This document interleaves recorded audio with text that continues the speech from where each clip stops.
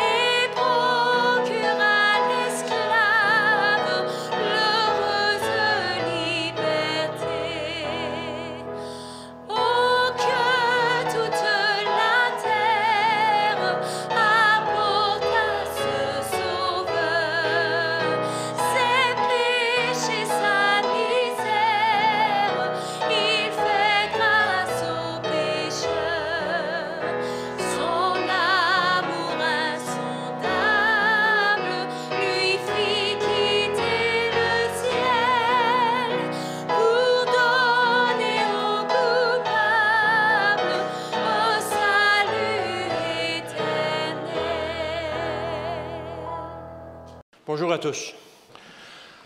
Alors, est-ce que ça vous arrive parfois de raconter des aventures que vous avez vécues à vos amis ou à des parents ou à des gens que vous rencontrez?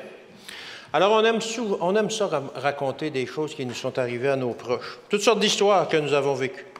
Parfois, ça va être des souvenirs d'enfance, des voyages qu'on a effectués, des travaux qu'on a réalisés, des expériences qu'on a faites.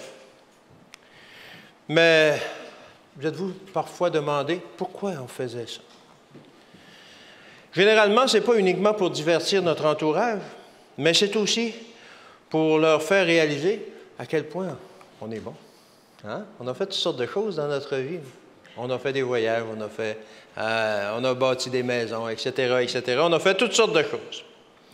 Alors, on aime ça, parfois, un peu raconter ces choses-là pour nous valoriser nous-mêmes. Le seul problème avec ça, c'est que nous voulons garder la gloire de ces événements pour nous seuls, au lieu de la rendre à Dieu. Même si les choses que l'on a accomplies, parfois, ils l'ont été faits par la bénédiction de Dieu et par la force qu'il nous a donnée. Alors, on s'attribue la gloire, parfois, qui revient à Dieu. Nous voulons paraître grands, puis avoir accompli de grandes choses, parce que nous avons accompli de grandes choses aux yeux des autres. Alors les apôtres au temps de Jésus n'échappaient pas non plus, eux aussi, à ce désir de paraître plus grands que leurs compagnons. On retrouve ça dans Marc 9 au verset 33 et 34. Marc 9, 33 et 34. Ils arrivèrent à Capernaum. Lorsqu'il fut dans la maison, Jésus leur demanda, « De quoi discutiez-vous en chemin? » Mais ils gardèrent le silence, car en chemin, ils avaient discuté entre eux pour savoir qui était le plus grand. Alors, vous imaginez Jésus et ses disciples sur la route de Capernaum. Ce n'était pas une autoroute, ils ne pouvaient pas marcher 13 de large. Alors, Jésus, j'imagine, était en avant, les disciples à l'arrière, 2 de large peut-être, ou 3 de large. Et ils discutaient entre eux. Et justement, ils se demandaient, c'est qui le plus grand? Hey, moi, je veux être à côté de Jésus. Moi, je veux être à sa gauche. Moi, je veux être à sa droite. Moi, je veux m'occuper de la bourse, de la banque, etc., etc. Alors, moi, je suis bon là-dedans. Puis moi, j'ai de l'expérience là-dedans. Et puis, mais les autres disaient, non, moi, je pourrais être à côté de Jésus. C'est moi le meilleur. Alors, peu importe les discussions, c'était ça qu'ils discutaient. Et Jésus, soit par le Saint-Esprit ou par son oreille fine, les entendait. Il ne disait pas un mot. Et il continuait la marche. Jusqu'à ce qu'il arrive à Capernaum, où il leur dit, « Hey, c'est quoi vous parliez tout à l'heure? Donc, ce serait intéressant, j'aimerais ça partager votre conversation. » Personne ne répond, hein? Bien entendu. Alors, c'est ça. Personne n'a répondu. Ils étaient sûrement gênés et honteux. Alors, si les disciples étaient honteux d'avouer à Jésus qu'ils avaient discuté de savoir qui était le plus grand, nous qui sommes ses disciples aujourd'hui, ne devrions-nous pas nous interroger aussi, nous, parfois, qu'on essaie de montrer aux autres que, c'est nous les plus grands aussi. On a accompli de grandes choses, nous aussi. Qui est le plus grand? Qui reçoit le crédit des actions que nous faisons? À qui va la gloire? Quelle fut la réponse de Jésus à cette question, à la question qu'il avait posée et où les disciples étaient demeurés silencieux et où Jésus n'a pas eu de réponse? Au verset 35, encore dans Marc 9. Alors il s'assit, appela les 12 et leur dit, « Si quelqu'un veut être le premier, il sera le dernier de tous et le serviteur de tous. » Alors, quelle leçon d'humilité? Vous voulez être les premiers? Soyez les serviteurs de tous. C'est pas compliqué. Et vous allez être les premiers. C'est difficile à comprendre. On a du mal à comprendre ça parce que nous, dans notre société, lorsque, par l'organisation qu'on s'est donnée, peu importe que ce soit le gouvernement ou dans les entreprises, il y a toujours un boss, il y a toujours un premier, et ce n'est pas le serviteur, généralement.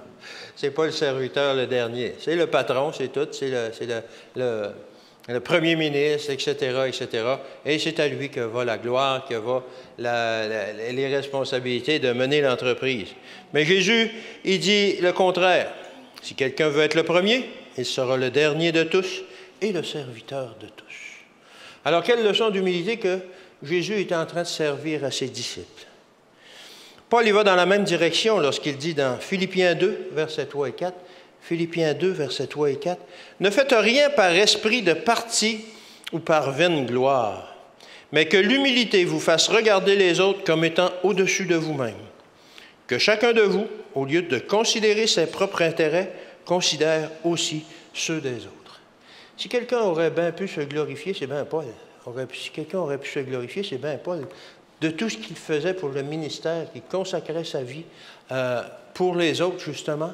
Il aurait pu dire, hey, ouais, moi, c'est important ce que je fais, là. Avez-vous vu tout ce que j'ai fait, tous les voyages que j'ai faits? Non. Paul, il nous dit que ne faites rien par esprit de parti ou par vaine gloire. Et il rappelle que ça doit être l'humilité qui vous fasse regarder les autres comme étant au-dessus de vous-même. Paul regardait les autres comme étant au-dessus de lui-même. À tout le moins, en valeur de personne, c'est-à-dire que Dieu a donné sa vie pour tout le monde, pour les autres. Alors que ce soit quelqu'un qui balaie dans une entreprise ou quelqu'un qui... un sans-abri au centre-ville ou peu importe, il faut regarder ces personnes-là comme importantes, comme au-dessus de nous, en importance, c'est-à-dire que Dieu a donné sa vie même pour ces gens-là.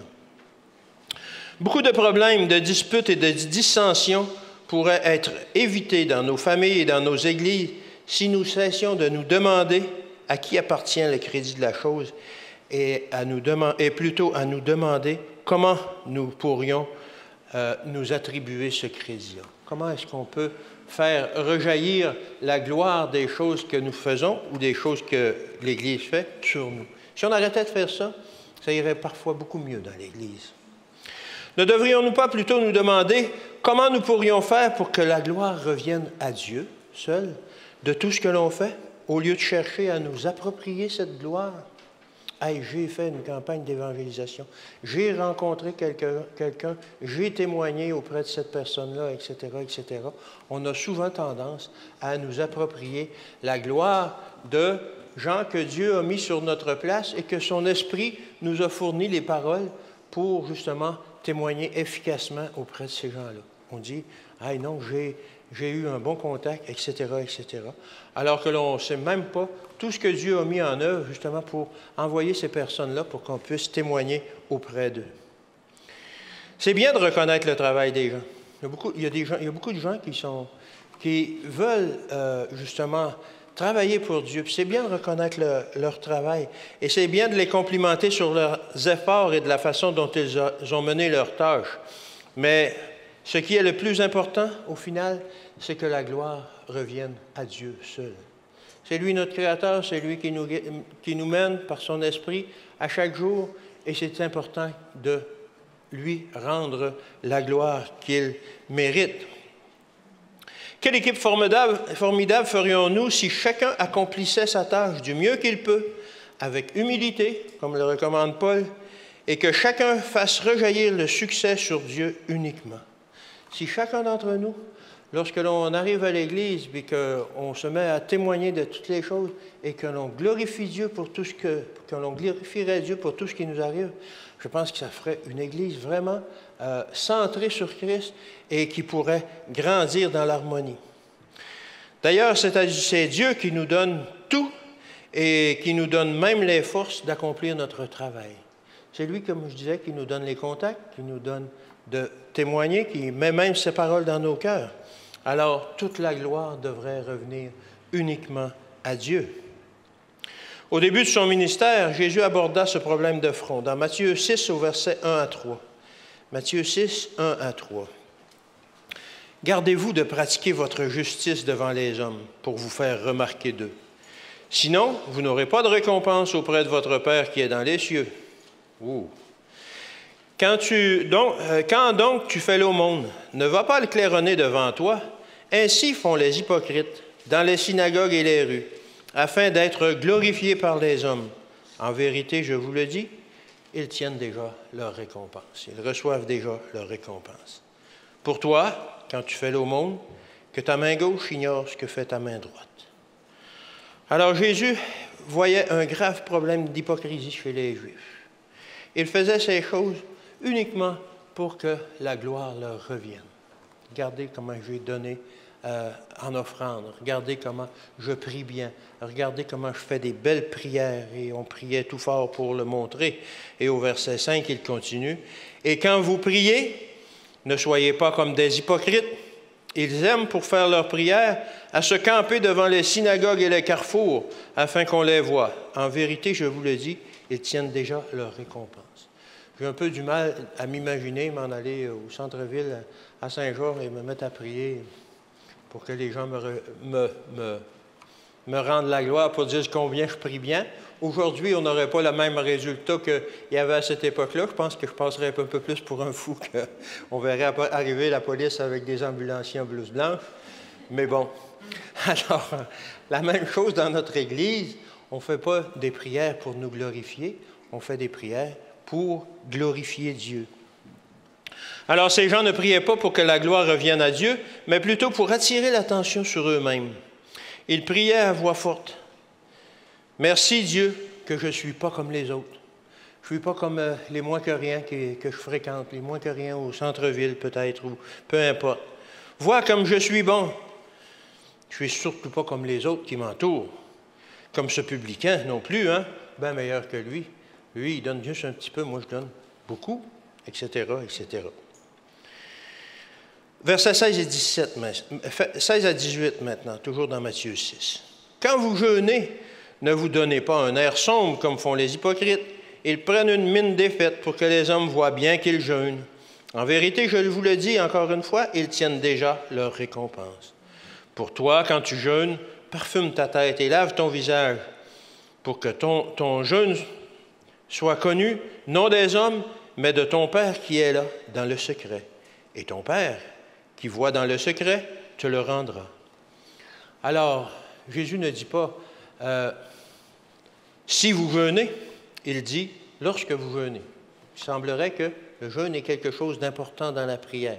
Parfois, c'est important de, justement, jeûner pour être en meilleur contact avec Dieu. Mais Jésus disait aussi que lorsque l'on fait un jeûne, on n'est pas obligé de le claironner sur les toits. « Je suis en train de jeûner, là. Et je suis en train de faire un grand sacrifice pour Dieu. » Non, lorsque l'on jeûne, on veut être en meilleure relation avec Dieu, avec Jésus. Alors gardez ça dans le secret. Et votre Père qui voit dans le secret, vous le rendra. Alors c'est vrai qu'il va mieux communiquer avec nous et il va faire un effort supplémentaire justement pour bien nous instruire.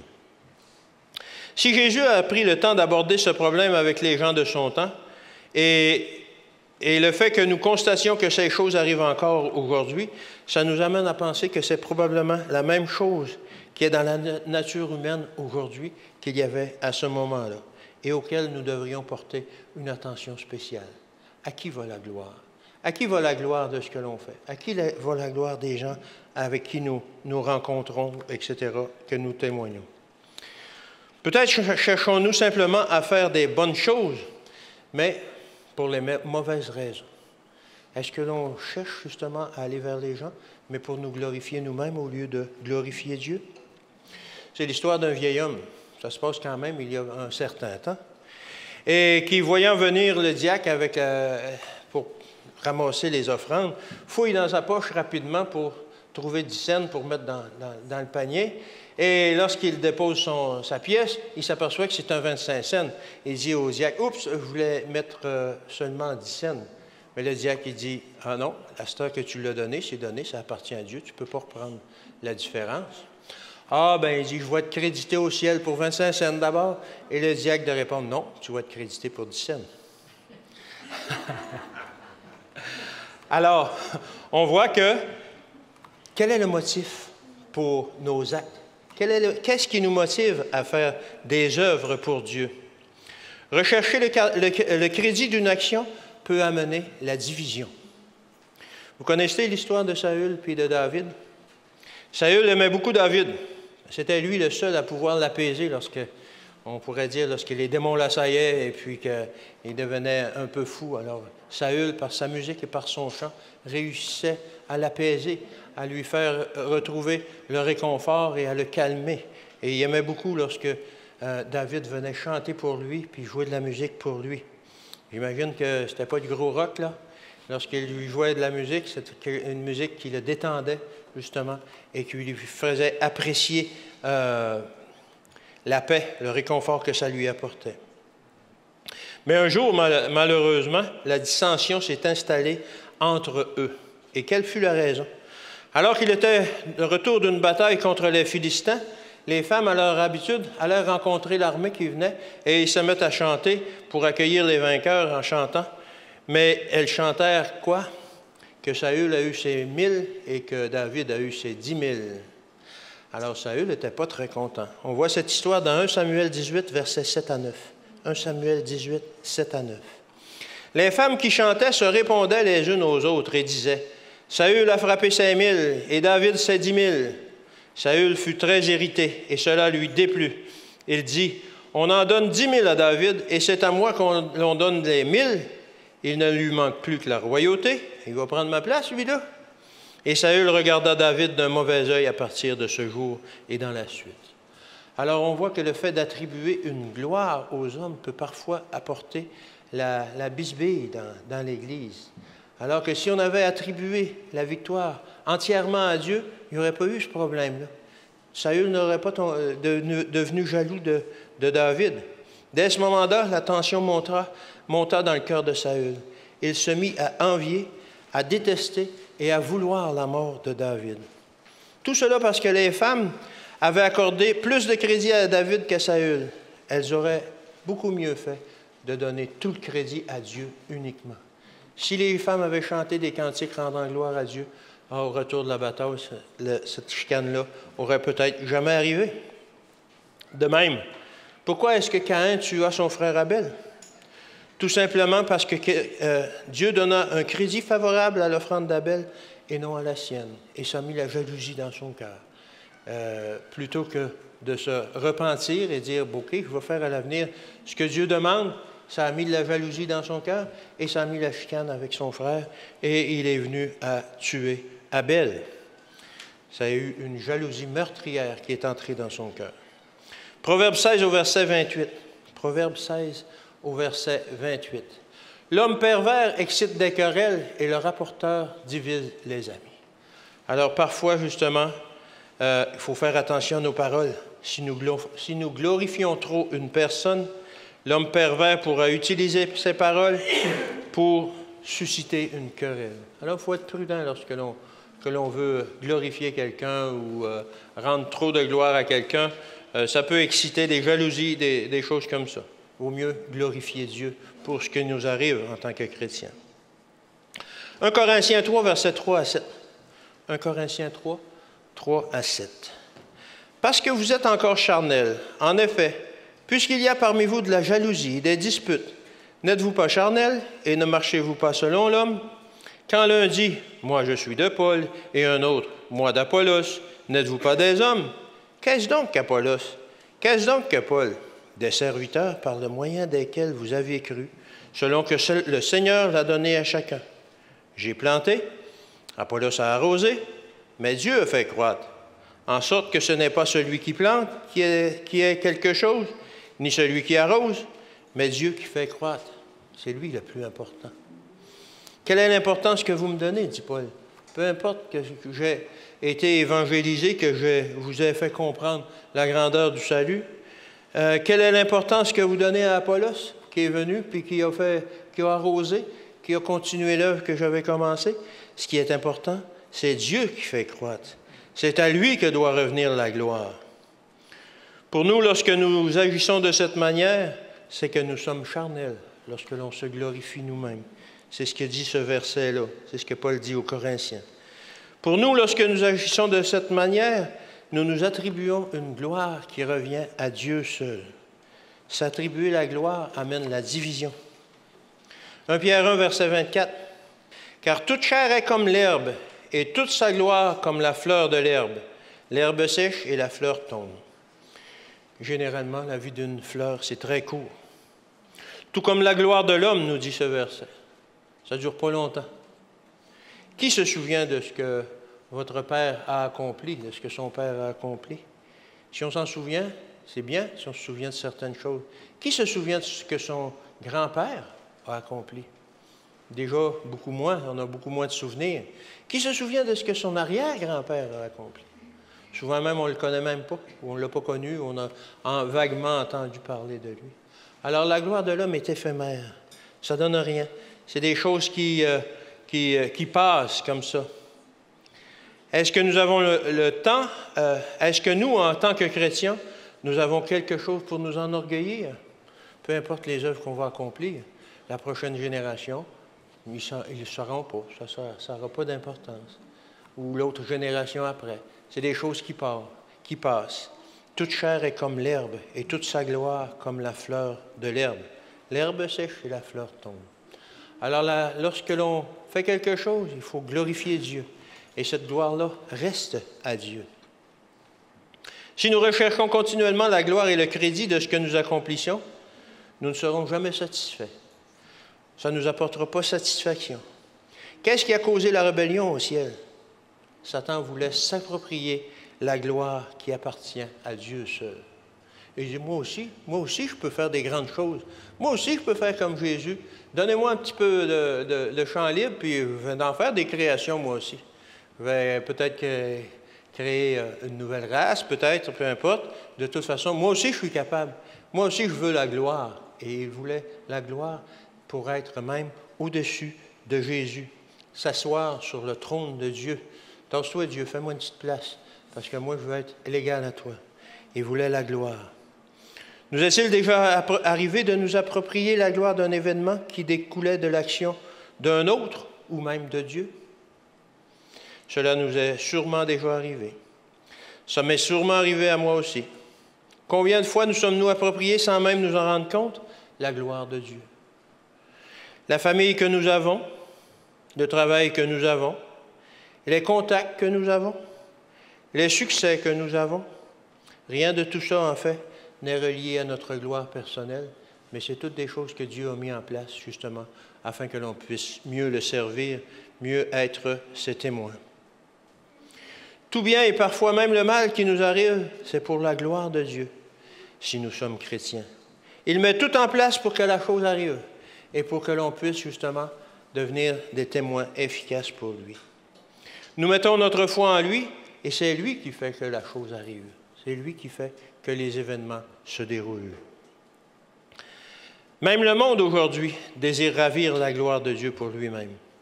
Lorsque le monde enseigne l'évolution, il prend pour lui-même la gloire qui revient à Dieu. L'homme s'est créé tout seul. L'homme est devenu ce qu'il est à partir de rien. Voyez-vous, c'était juste rien. C'est parti de rien. Et maintenant, regardez la créature que nous sommes devenus. Comment on est intelligent. On a été sur la Lune, maintenant on veut aller sur Mars, etc. On a assujetti toute la Terre, etc. Regardez comment l'homme est grand. Alors on veut s'attribuer la gloire de Dieu. Le monde veut s'attribuer la gloire de Dieu. Psaume 100. Psaume 100, verset 3. « Sachez que l'Éternel est Dieu. C'est lui qui nous a fait, et nous lui appartenons. Nous sommes son peuple et le troupeau de son pâturage. » Dieu nous ramène à l'ordre. On n'est pas le produit de l'évolution, on est des créatures de Dieu. C'est lui qui nous a fait et nous lui appartenons. Nous sommes son peuple et le troupeau de son pâturage. C'est lui qui nous nourrit. Nous sommes dans son pâturage. C'est lui qui prend soin de nous.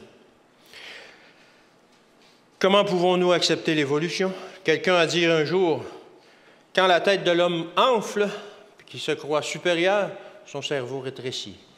Et il n'arrive plus à penser comme il le devrait.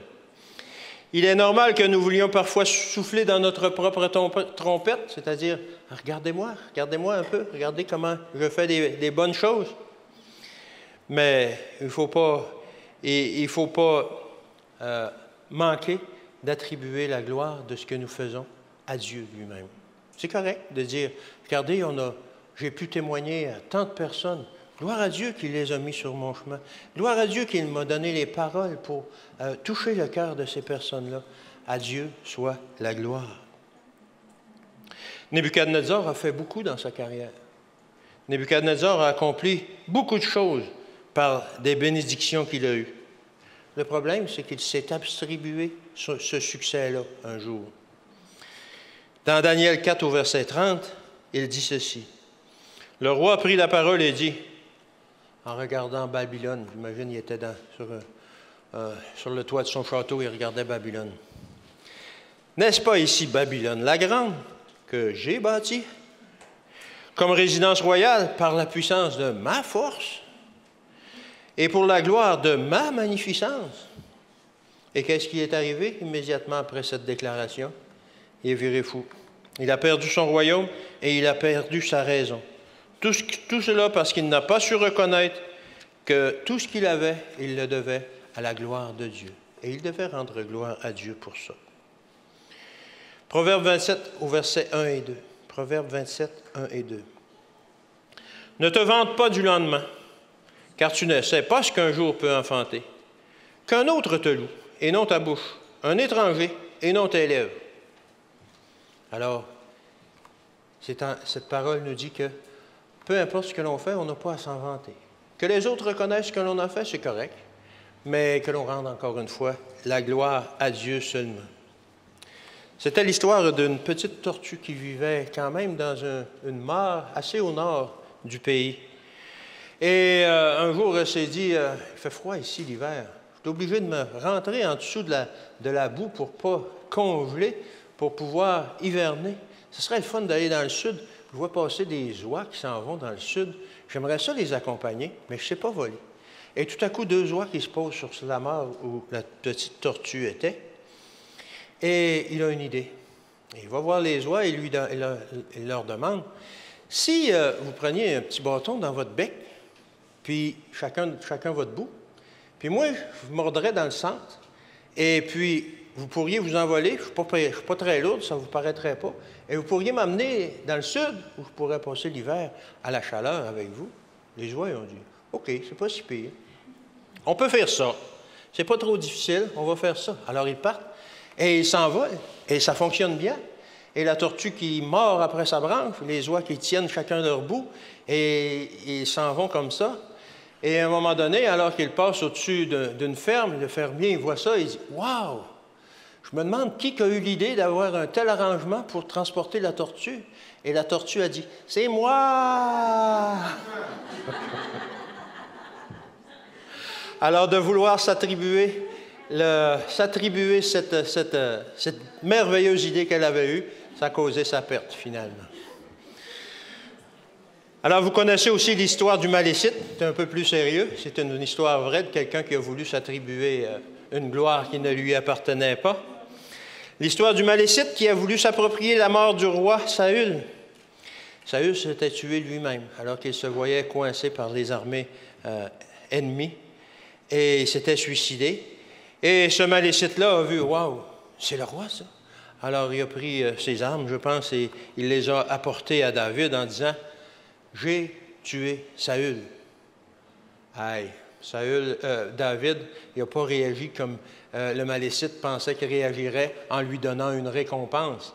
Tu as osé tuer celui qui était oint par l'Éternel, et il a ordonné à un soldat de tuer cette personne-là.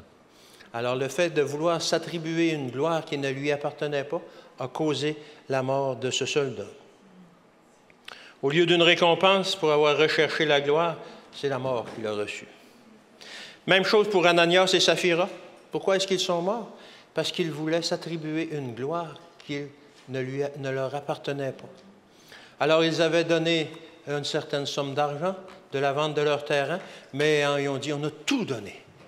Au lieu de dire, on a donné une partie de la vente du terrain, on a tout donné. Regardez comme on est bon, regardez comme on est glorieux, on a tout donné l'argent pour la vente de notre terrain. Et qu'est-ce qu'ils auraient arrivé? Ils sont morts immédiatement, eux aussi.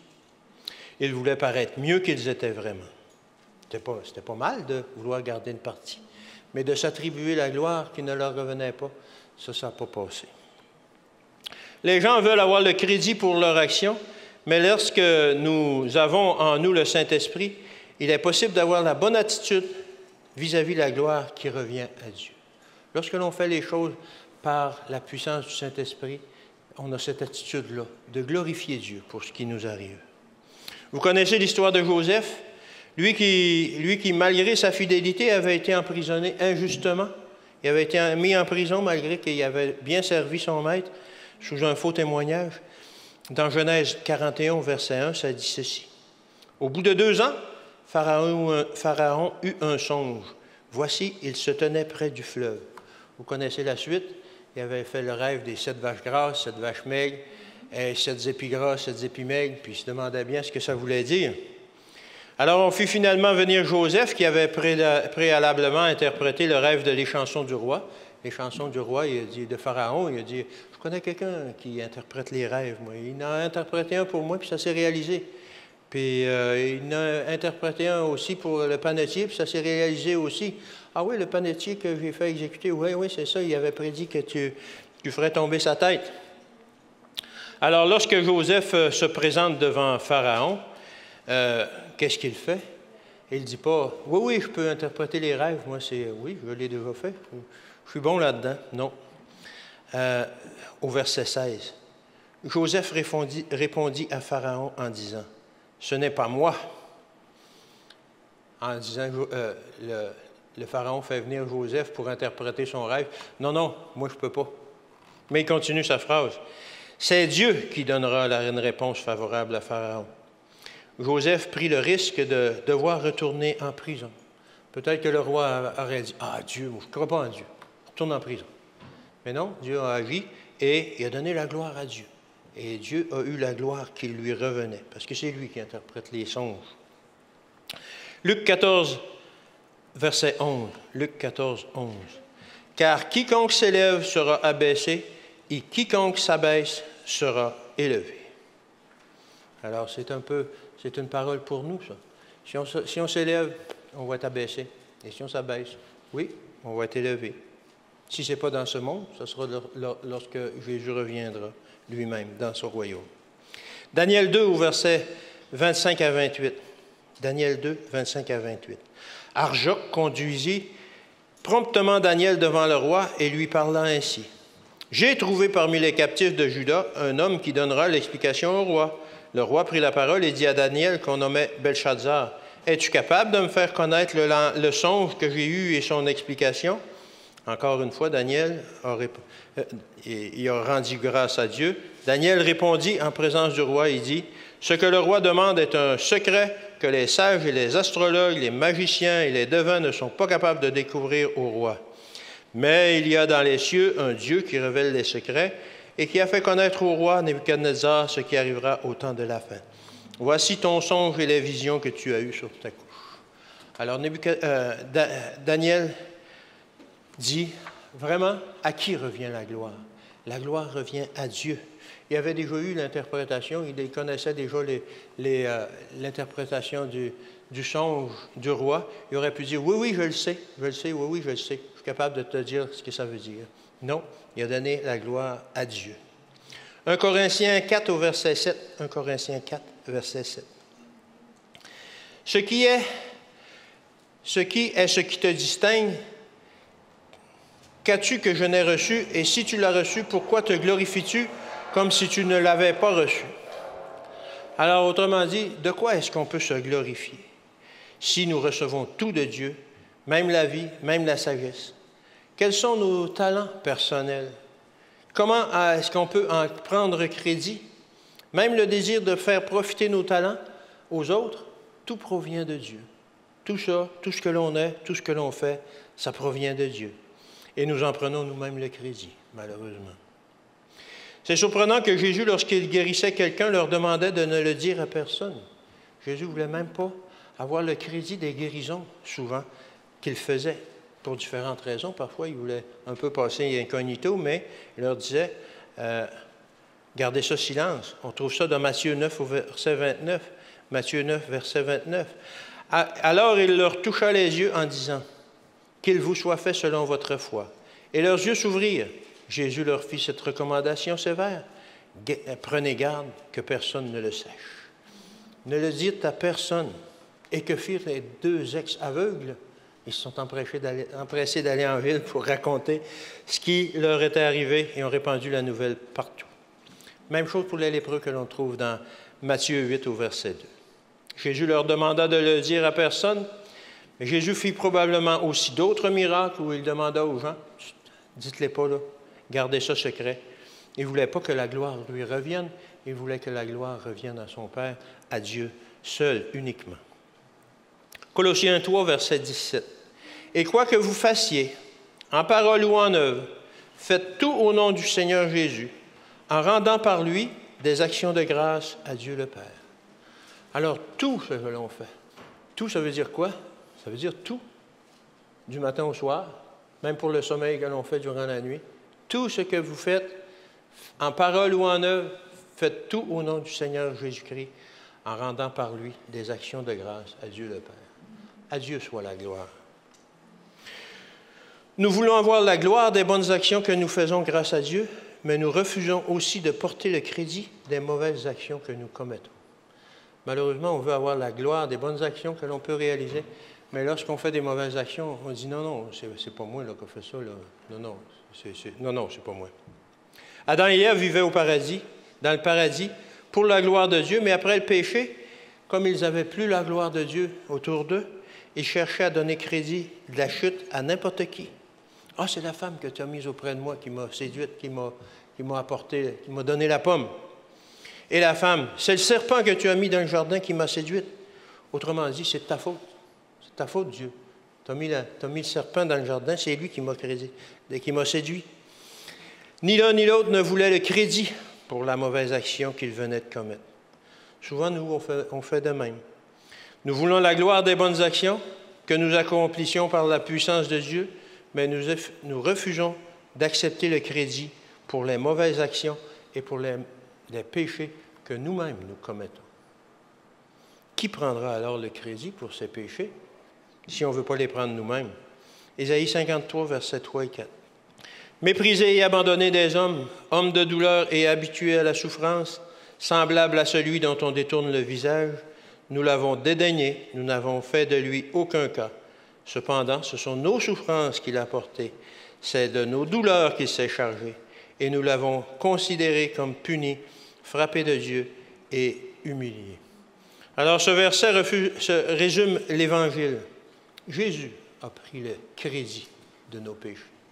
Le crédit que l'on ne voulait pas porter nous-mêmes, il s'est chargé lui-même de le prendre et de le porter. Sans qu'on lui demande, sans être forcé, il s'est porté volontaire pour subir le châtiment qui nous était destiné. Il a pris notre peine, il a pris notre châtiment. À Dieu soit la gloire, à Christ soit le crédit. En contrepartie, il nous accorde maintenant le crédit de toute bonne action qu'il a fait de sa vie parfaite. Il a pris notre méchanceté et il la couvre de sa bonté. Il a pris notre nature pécheresse et il la couvre de son manteau de justice. Jésus a été traité comme nous le méritions, afin que nous soyons traités comme lui le méritait. En terminant, prenons Philippiens 2, versets 5 à 11, c'est les versets qu'on a lus tout à l'heure. Je pense que c'est important de les relire. Ayez en vous les sentiments qui étaient en Jésus-Christ, lequel, existant en forme de Dieu, n'a point regardé comme une proie à arracher d'être égal avec Dieu. Il dit, je peux me passer de ça, d'être égal avec Dieu, pour la mission que est déterminée plus tard. Mais s'est dépouillé lui-même en prenant une forme de serviteur, en devenant semblable aux hommes, et ayant paru comme un simple homme, il s'est humilié lui-même, se rendant obéissant jusqu'à la mort. Ce n'est pas lui qui argumentait en arrière pour dire « Ah non, je vais être le plus grand comme les apôtres faisaient. » Non, il s'est humilié et il a été prêt à aller jusqu'à la mort, s'humiliant jusqu'à la mort. Jusqu'à la mort de la croix. Afin qu'au nom de Jésus, tout genou fléchisse dans les cieux, sur la terre et sous la terre, et que toute langue confesse que Jésus-Christ est Seigneur à la gloire de Dieu le Père. Qu'est-ce que vaut nos œuvres face à celles que Jésus a accomplies pour nous, gracieusement? De quoi pouvons-nous nous glorifier devant ce sacrifice qu'il a effectué en notre faveur? Il n'y a aucune gloire pour l'homme. À Dieu soit la gloire, à Jésus soit le crédit. Amen.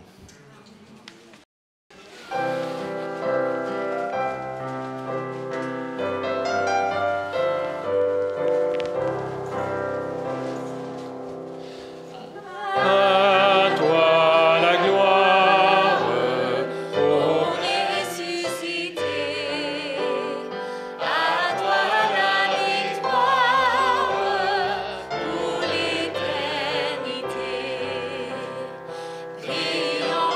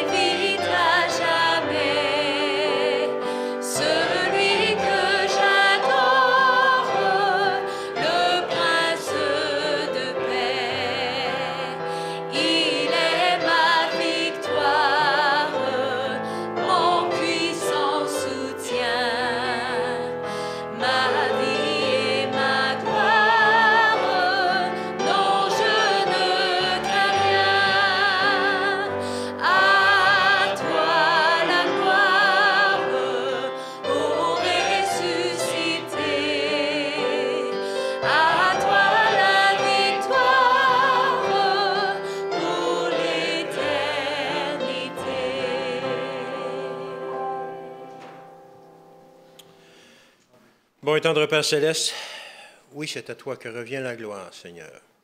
La gloire de notre vie, la gloire de ce qui nous arrive, mais par-dessus tout, la gloire de notre salut. Seigneur, tu t'es dépouillé pour devenir le serviteur et offrir tes œuvres en sacrifice pour nous. Alors, Seigneur, on te remercie pour toutes ces choses que tu as fait pour nous, pour toutes ces choses que tu fais continuellement pour nous, chaque jour de notre vie, et pour ce salut que tu as mis à notre disposition, gracieusement, chèrement acquis par ton sang. Seigneur, on te demande de bénir ces gens. Alors que vient une nouvelle semaine, on te demande de les protéger, de les garder et de les ramener sabbat prochain, encore une fois, pour t'offrir un culte d'adoration. C'est au nom et par les mérites de ton Fils qu'on te demande ces choses. Amen. Amen.